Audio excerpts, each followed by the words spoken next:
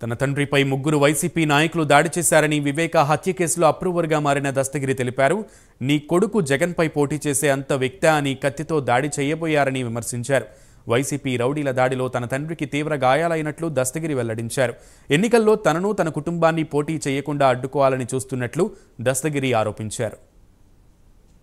అంటే నిన్న శివరాత్రి కావడం, నిన్న సాయంత్రం అంటే 7-8 ఆ ప్రాంతంలో మా నాన్నైన హాజీవలి అక్కడ శివరాత్రి ఏదో ఉత్సవాలు ఏదో జరుగుతాయని అక్కడికి వెళ్ళడం జరిగింది.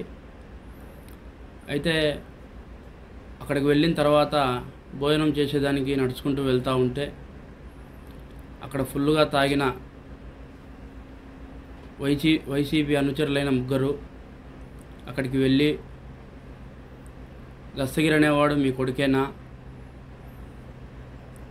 వాడు మా అన్న జగన్ మీద పోటీ చేసేంత మొగోడవాడు, నిన్ను వాడిని అందరినీ చంపుతాము చూసుకో అని చెప్పి ఒక కత్తితో దాడి చేయడం జరిగింది. ఆయన కింద ఆ దాడి చేయడం వల్ల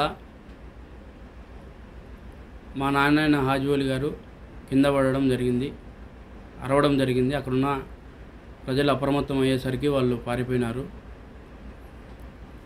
అంటే ఒక సామాన్యుడు పులివెందుల్లో పోటీ చేసే అర్హత లేదా అని నేను ఈ చేతగాని జగన్మోహన్ రెడ్డిని అడుగుతాండా.